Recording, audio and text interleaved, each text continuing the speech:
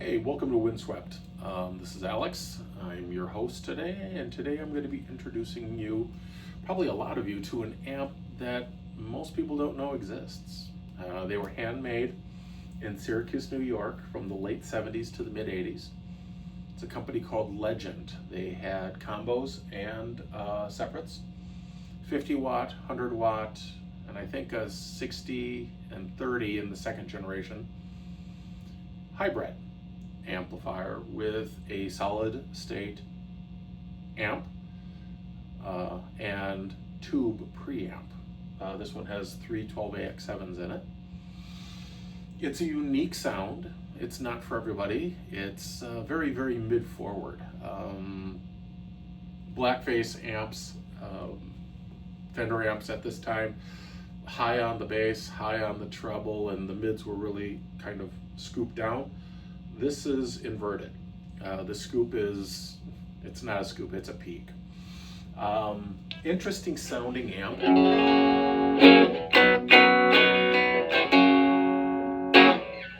Boxy. For as big as this amp is, as big as the cabinet and speaker is, it is kind of a boxy tone.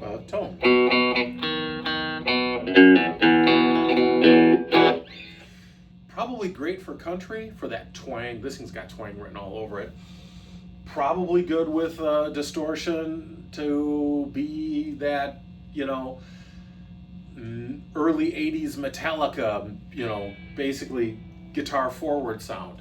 If you have a drummer that plays with caveman clubs, this thing will cut through it. This is no Princeton on stage. This is a big boy. How loud? From about 10 feet, my decibel meter was reading at volume 2, roughly 115 decibels. Painful to the ears. I've never heard a amplifier louder than this one. This would compare pretty much against a stack any day. It's good looking too. Oak cabinet, wicker grill. Kind of looks like something that they were making in California about the same time. They did get in trouble for. So the later generations had the wood cabinet, but they went with a cloth grill cover. The controls are, again, kind of linked together and don't do a lot.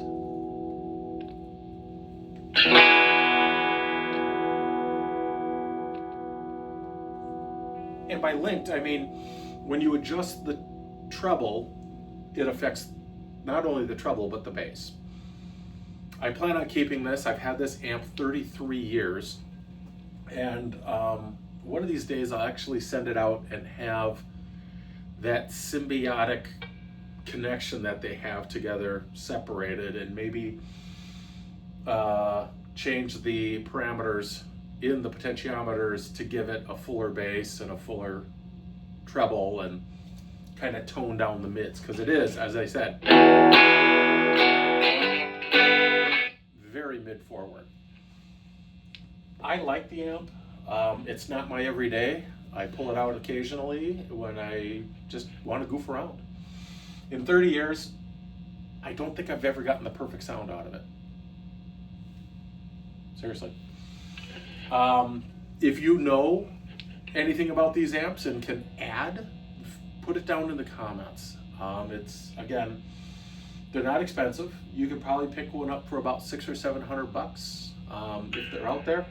They probably made about 1,000 rock and roll 50s.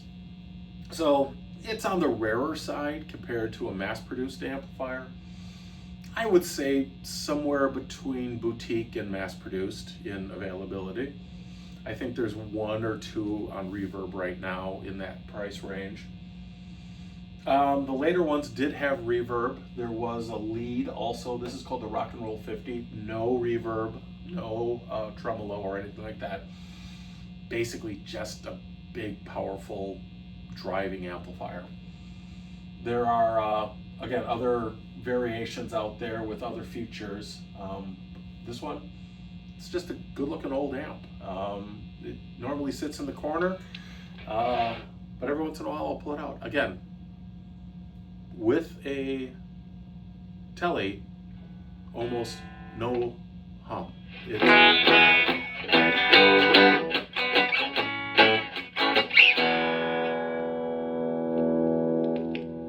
It does sound better in the bridge position, or in the neck position.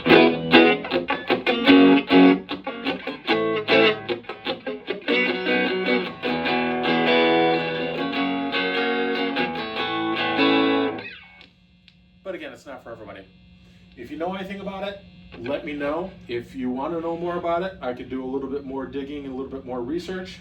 Otherwise, my name's Alex, Windswept Guitars. I do guitars, I do amplifiers, I make dumb little videos. You guys have a great day.